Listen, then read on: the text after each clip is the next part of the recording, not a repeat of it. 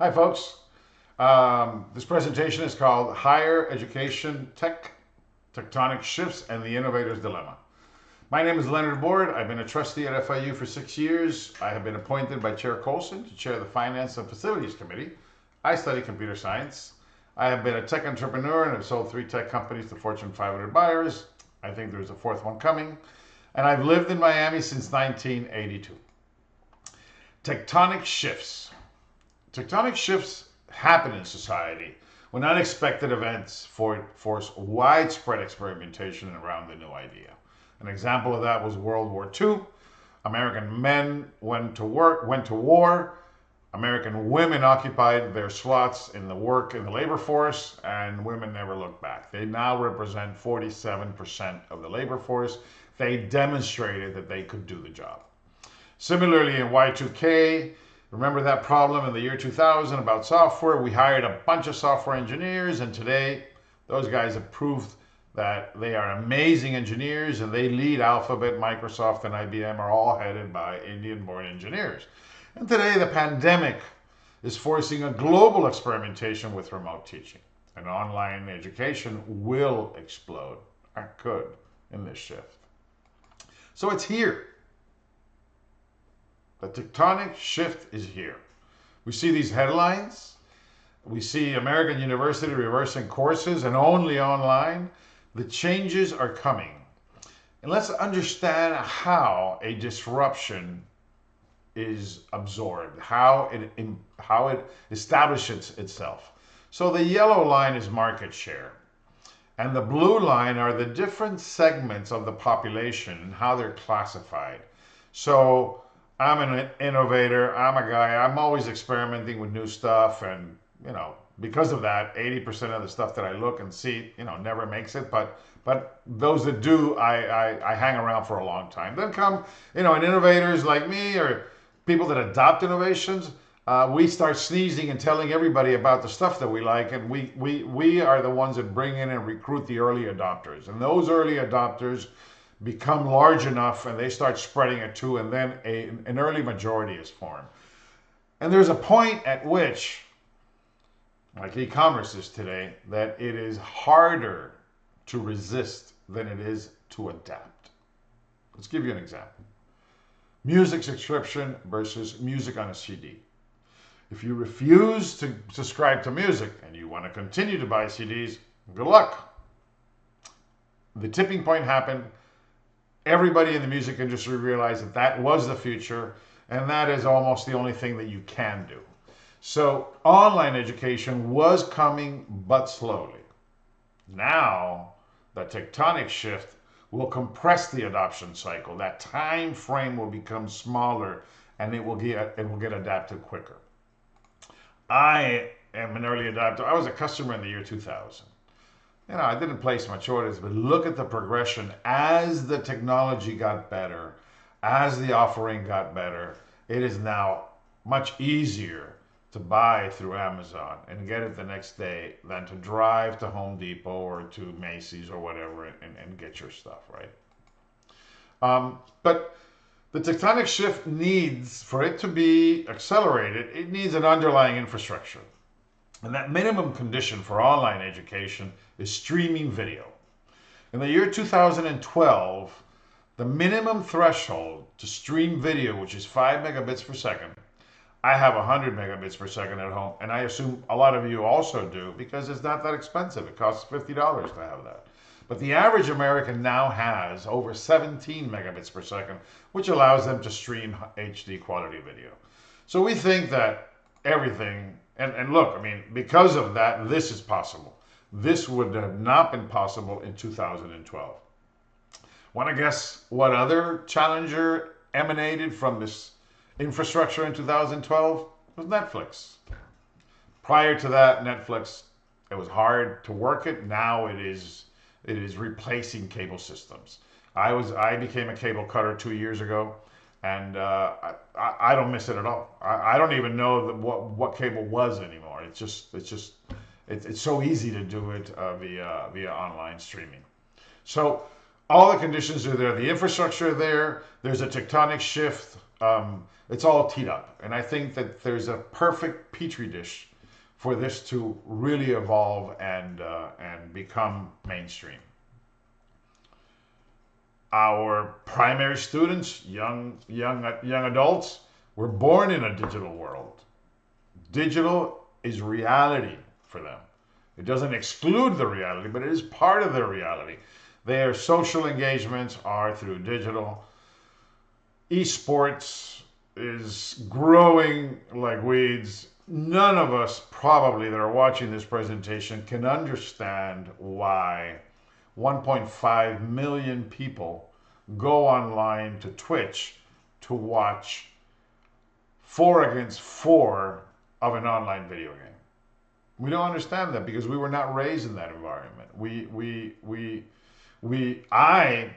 I love the fact that it's happening, but I wouldn't watch it either because I did not play those games. But for them, this is their reaction. And their interactions, they display emotions through digital representations, these emojis and all this stuff that is going on. This is their reality.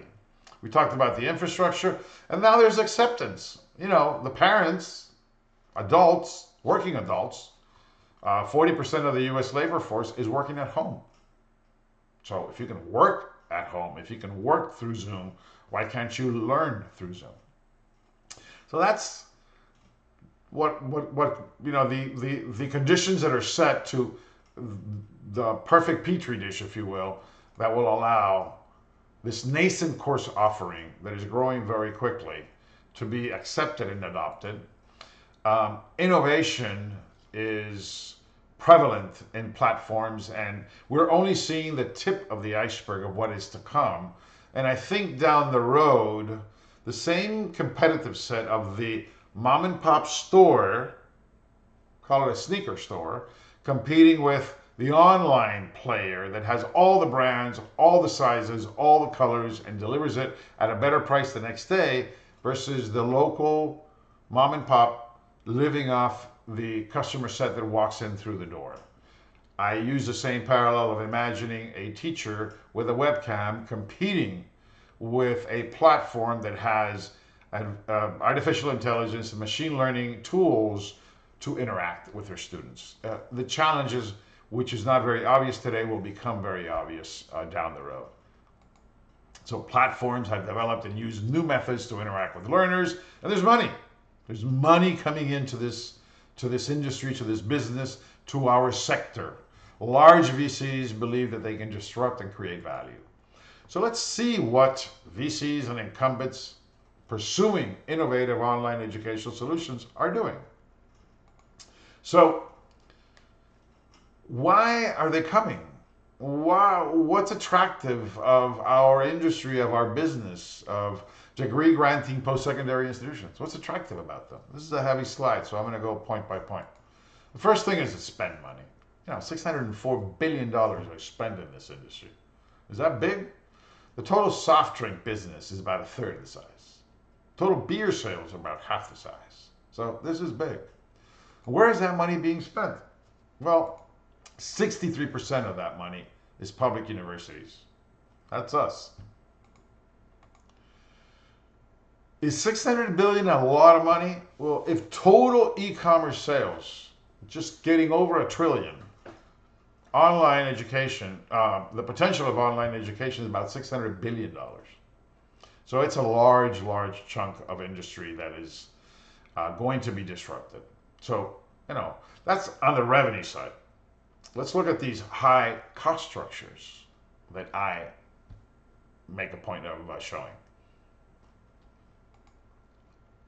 How much is spent per year, per student at public universities? Right? I lost my cursor. Okay, here we are. How much is spent per year per full-time student at degree granting universities? For that 63% of the 604 billion, about 380 billion, their average cost per student per year is $46,000. That's a lot of money. If you can build an online model that leverages digital offerings, can you deliver a value proposition equal or better for less cost? And the answer is yes, it's already happening. For profit, only 2% of the marketplace. It's small, but for profit 4-year institutions deliver it for a third of the price, $16,400. And I believe that online will be even a fraction of that.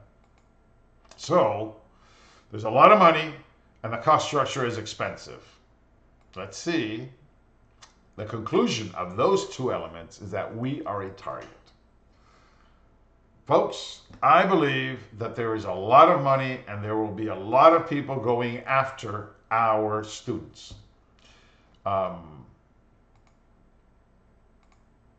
So, some have reacted to the opportunity. The new incumbents, the new challengers, not the new incumbents. The new challengers are reacting to the opportunity. And the incumbents are reacting to the threat. So let's see what they're doing. Well, you can go alone. If you want to go fast, you want to move quickly, you want to be on your own, you don't want to deal with anybody else, you go on your own. And people say you go fast. Others say if you want to go far, you go together. But now you got to bring a whole bunch of other institutions to agree on something and to move forward. And VCs, they have their own ideas. They bring in technology and they bring new approaches. They bring teams of startups that pursue and try to build a better mousetrap. So let's see what these constituencies are doing right now. I'll give you some examples. So the online model is more efficient and some incumbents react. So Purdue University went at it alone and they build what is called Purdue University Global. Now look how they market it. They say it's 100% online, but it's part of the respective Purdue University system. So these guys are going at it alone. Why did they create an autonomous organization to go at it alone? Because the mindset of the administration of the traditional university versus the digital university are different. I will say there might be contractual relationships that are different.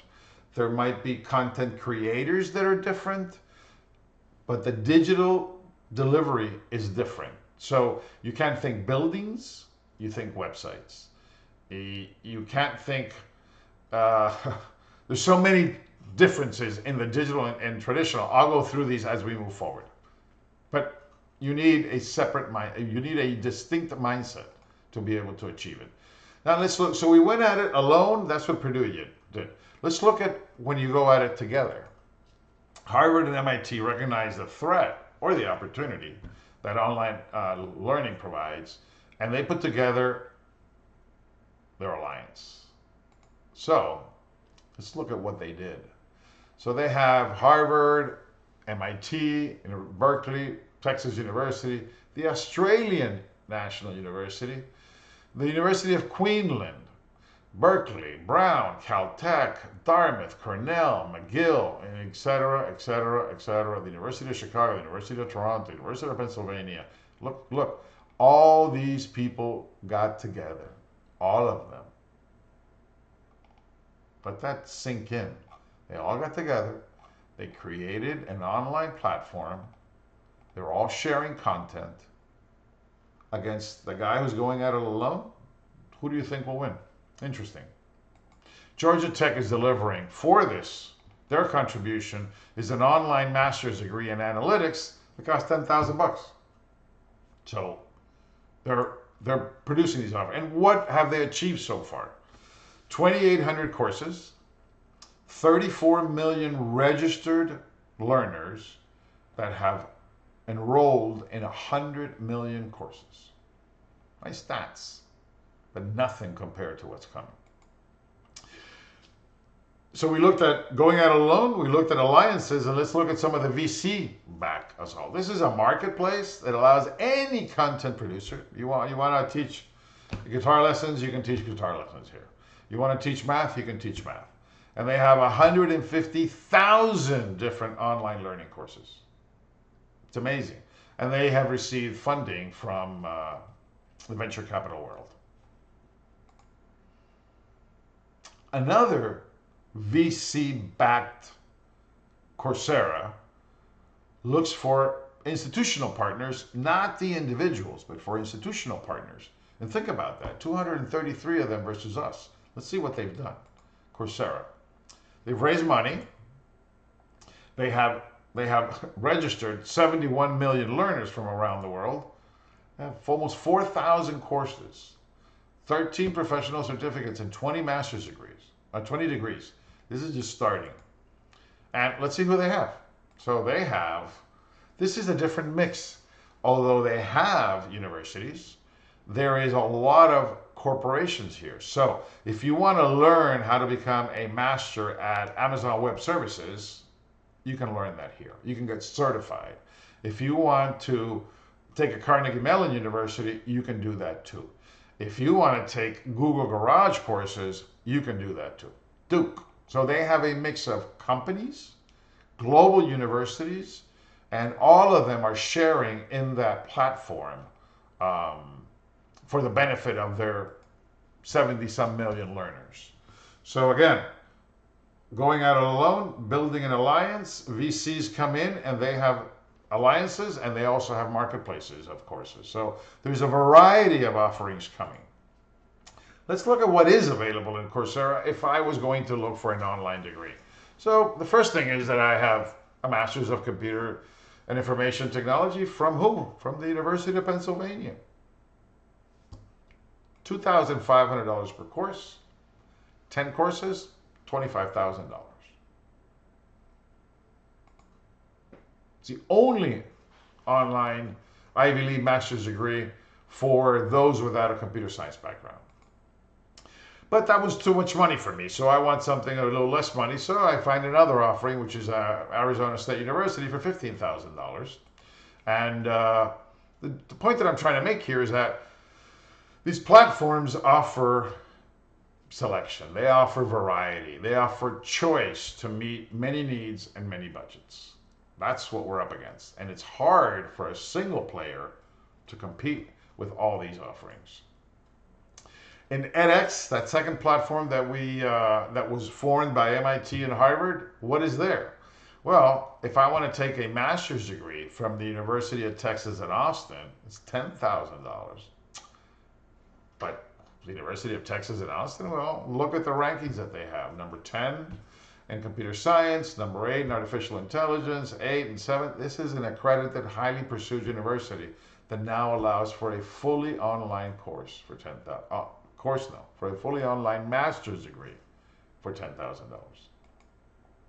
Now, so we've seen that there's a threat. We've seen that there is a catalyst for that threat that is going to accelerate the disruption and the adoption of the threat. We've seen different approaches on how different incumbents and different opportunistic challengers are coming. But let's see what this is really all about. So some people say that a comparison between online and traditional programs has basically two differences, right? Flexible class schedules, rolling year-round admissions, and no commuting. And I can listen to the thoughts of administrators, of incumbents, going, I can do that. That's a challenge. A flexible class schedule? Really? Is that all? And a rolling year-round admission? I'll figure the year-round stuff, I'll figure that out. But flexible class, I can do that. It's a big problem. We'll record this stuff. It's a big deal. Leonard, is that all you got? What is this existential threat that you're talking about? And I can feel the build confidence and say, well, look, I've been doing this for 30 years. What do you know? And, what kind of experience do you have? And, it's really easy to sit in your trustee chair and tell me about this stuff. I got to deal with it. And I kind of agree. So what I did is I took a test drive. And I would pose now the question to all the administrators and say, have you taken a test drive? Have you gone online and taken these online courses at edX, at Coursera, at these different institutions and understood what the difference is? I did. I went to Stanford online, the University of Michigan. I went to MIT. I went to Wharton. I went to the University of London. I went to Harvard, and I took a year and a half of these courses to understand deeply what was the offering all about. What did I learn? Extremely high quality production. This is not a webcam inside of a classroom. These are high quality productions, scripted, rehearsed, with supporting material, with supporting illustrations. Everything is customized to the presentation. This is not ad hoc. This requires a unique talent set. I could binge because online education does not have any schedules. There was a lot of feedback in the choices. I could, from reading the evaluations of all the students that commented on them, I could understand what was the material, what was the focus, whether it was good, whether it was bad, how difficult it was, how easy it was, how quick. I mean, a lot. I could understand a lot of it. I walked into these courses with my eyes wide open because I knew what to expect. So a lot of community evaluations. There was a strong database of frequently asked questions. They were capturing the content generated by students and turning that into an asset, creating large databases of frequently asked questions. There were celebrity teachers. There were well-known people that you see on television were teaching these courses. It was a privilege to see highly talented teachers delivering this content in a format that they were uniquely qualified. Recognized domain experts. And the certificates that I obtained from these courses were best of breed brands. Third parties might value them more than other certificates. So the offering had tremendous traction with me. What I did see here was not just remote learning. I did not see just a webcam. Let me give you an example. In the University of London example, there were no teachers. The whole course was autonomous. Software dealt with everything. What do I mean by that? Well, you went online, registered, paid for your course, and you started taking your course, and there was a teacher. High quality video, great illustrations, high quality reading material, and you had the typical multiple choice questions to go from chapter to chapter. But 3 times in the course, I had to write essays. So how do you grade an essay without anybody, faculty, grading it? I came up with an innovative solution. So I submitted my essay questions, there were 3 or 4 questions. I submitted the answers to the essays, to the questions in an essay format. And as soon as I submitted it, I was required to grade 10 other student papers. Now think about it. Not only did I have to struggle to learn to answer the questions that I had presented, but I was able to see how 10 other people interpreted the material in different ways. And by reading it 10 times, it was ingrained in me. I truly learned the material very well. In the second test, I failed the essay questions. I didn't get a passing grade. I submitted it again and I failed again until somebody who had obviously seen that I had submitted it for a second time wrote to me and said, "You did not answer 2B." Because when you are grading a test, you were allowed to write comments. So you could say, "Great points, but you should develop this or that more." The kind of feedback that I got from my test was fantastic. No teachers. It was all community driven. So that's the type of innovation that I think is coming. You throw in some machine learning and some AI development, which for sure is coming, and you will have a tough time competing with this unless we specialize. So what is coming is very competitive. How do these things work? Well, there's 2 methods. You can go through a linear pipe, and you can, step by step through an assembly, through a supply chain assembly mechanism, source your content, edit, curate it, create bundles, and deliver it through multiple channels. You can do that. Or you can go a platform route. The platform route has producers, might be inside the 4 walls, might be outside the 4 walls. You have learners, consumers, but because it's a platform, it is capturing the consumer feedback. It is capturing the consumer content. It is listening to consumers, and the producers and the consumers are exchanging information and making the content better. And the platform managers are constantly evaluating and making changes. Google Digital Garage, an offering by Google, believes that in 5 months and 7 months, if you pass these courses, you can become an employee of Google. And they have realized that there isn't an offering that is specific to them, so they've created their own. So if you wanted to work for Google, you would go through their digital courses, and then you can become an employee. And that is a growing trend. Why do these platforms, why are they so successful? Because producers create the value unit that is useful to consumers. However, let me ask you, do we capture student content in our classrooms? Are the questions that we ask incorporated in a domain that is registered forever, that is kept forever? Does the content get changed, modified, or evaluated or enhanced by what students are delivering? That's what platforms do. So they capture the content, consumers make producers and their content better. There's proper matching. So there's a bunch of filters that allow you to select different offerings from many different producers, and it's just lots of options. It's hard for a single player to meet the demands of all these different learners. The feedback loop really works well. It delivers reviews for producers.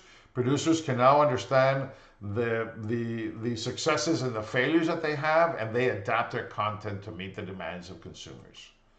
And the platform technology managers are constantly adapting their platform. Think about it. I can build an engineering school by aggregating this maybe in 5 weeks, and you can't build an engineering school, in a brick and mortar environment in 5 years. Technology adapts. If you're managing the platform, you recognize a growing trend of mobile learning, so you make your platform friendly to those mobile students. This constant feedback makes platforms more successful than this linear process. Now, we've kind of said there are conditions. There's a tectonic shift that is going to accelerate the adoption of a disruptive technology to our current model. How do incumbents deal with challengers? Well, the first thing is you don't pay attention to them.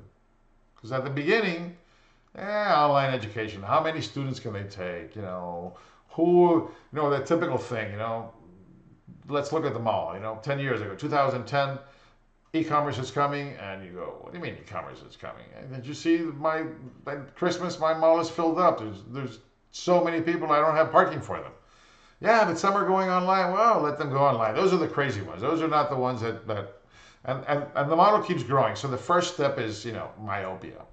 Then there's an emergence of a model that is validated. Look, they're growing and they're capturing some market share.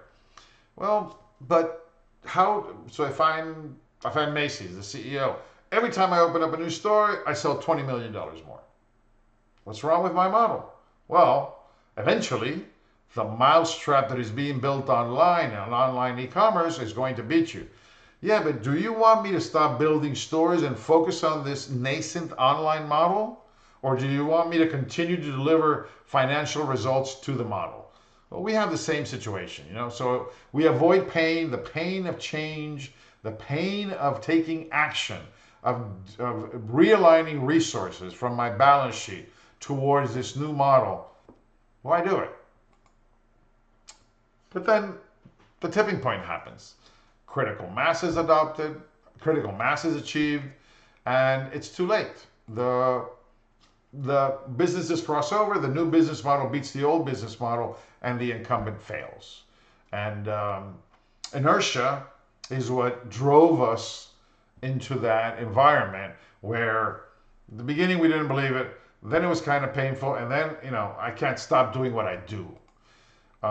My challenge is that we need to beat inertia and face the pain that change process so that we can transform the business model, adapt, and I underline this, and survive.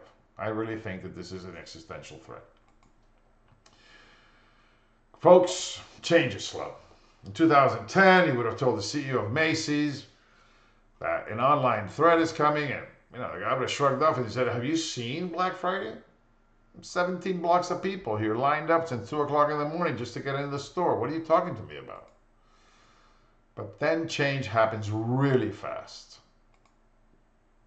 25% of U.S. malls are expected to shut within 5 years. August 27, 2020.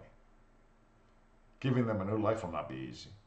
Remember when nobody was going to shop online because malls were a social event and malls had the food court and you could entertain children and you could do all those things, and it made no sense that could ever go away just because it was convenient? Well, we were wrong. To me, going to the mall to buy a pair of Levi's as compared to the new model that I've adopted, let's compare them. So I would drive over, it takes 20 minutes to get to Dadeland Mall. I was park, and you can find parking. I would go to the Levi's outlet store inside, or the Levi's store inside of Macy's, and I would there rummaging through blue jeans. They're stacked. I have to find the right size. I have to find the right color that I want. Usually it's a compromise because not everything is there. It's either the wrong model of jeans or the wrong size. And sometimes I find them, but sometimes I don't. And the person that is there on a Saturday is overwhelmed. She's just a cashier, basically. And that's my experience. Maybe if I went with family, it'd be more fun. Maybe not, because I think everybody goes on their own track. But this is what happened to malls. So the theory that what happened to the experience, what happened to the social aspect, all of that is beat down by convenience. Now, the largest mall owner, Simon Property Group, is in talks with Amazon because nobody wants those big boxes of Sears and JCPenney. Think about that. Change is slow, and then it's really fast. So we must play the disruption within FIU digital transformation strategy. This is a call to action, and let's look at what Christensen tells us about how to deal with the common principles that incumbents must address when faced with a disruption. First thing is our infrastructure focus. Folks, we build buildings, we hire professors, we provide tenure, we do research. Those are the things that we do. And all of our money is spent on that. And how big is this going to be? At FIU, we have 55,000 students. How many can they take away? We will battle for every one of those students in the near future. The disruptive technologies have fluid futures. Who knows when this stuff happens? We've already seen that the underlying infrastructure is there, that the tectonic shift from the pandemic is making this real, and that the conditions are set, in my opinion, for this to be adopted much faster. So the future is no longer way out there. It is getting closer. By the way, it's our identity. Macy's had unbelievable locations across the United States that were desired by everybody. They were prime locations. Universities have an image. We have values. We have a mission statement. We do we build patents and we do discoveries, and we're contributing to the human cause. We are a university, not some website. That's what's coming. Now, Christensen also tells us about how to succeed. These are the challenges. But how do we succeed against the disruptive behavior?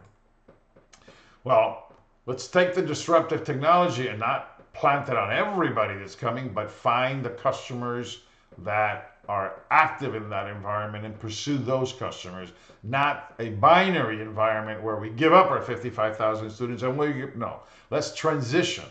And to do that, let's create an autonomous organization that can be rewarded with small wins. If I walk to the CFO of a large university and try to grab their attention with my small problems at my limited online offering, it's hard to get their focus.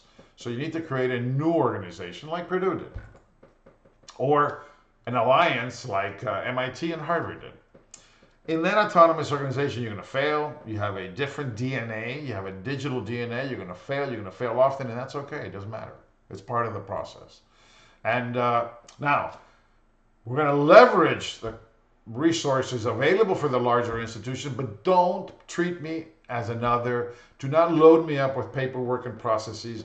Don't make me wait till next year's budget to buy a laptop. I need to be able to move and adapt quickly for my small organization to meet the challenges of the disruption.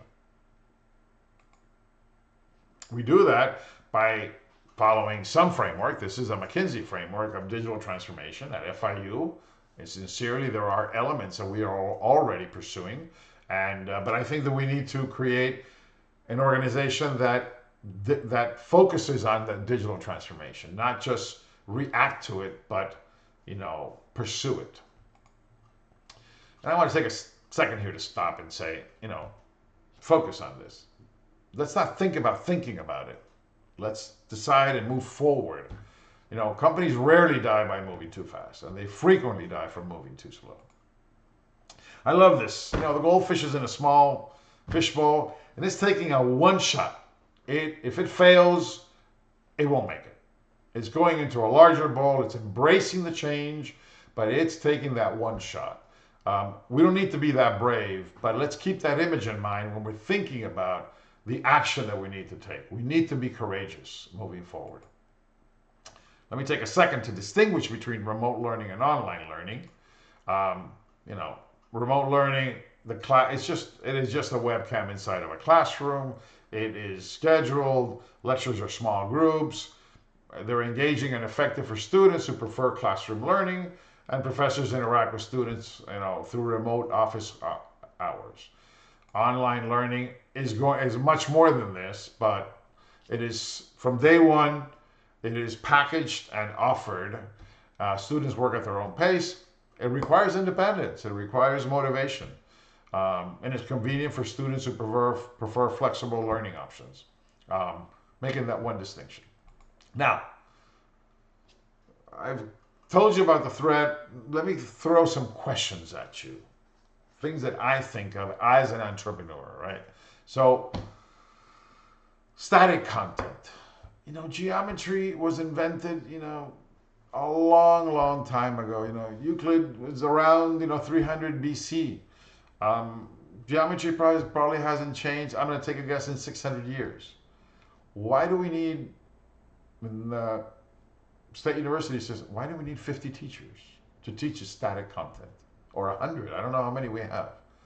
Why don't we have one course that has a very high production value, that is better than any single teacher can teach, and we give it to all the institutions in the university, and it's updated every 2 years, adopting machine learning and artificial intelligence and incorporating all the comments from all the students, and we make this the best Geometry 101 course that can be made, as opposed to asking every one of these teachers to build their own best course.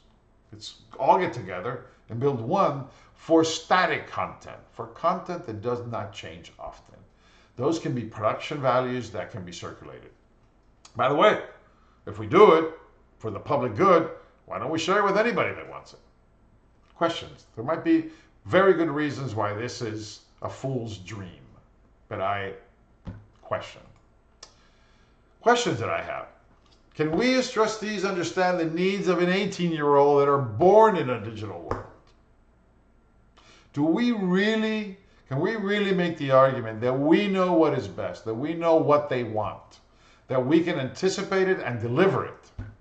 So, think about this. Can you understand why 1 million people will sit down on a Sunday and watch a Twitch event online where two teams of 4 players each play a video game?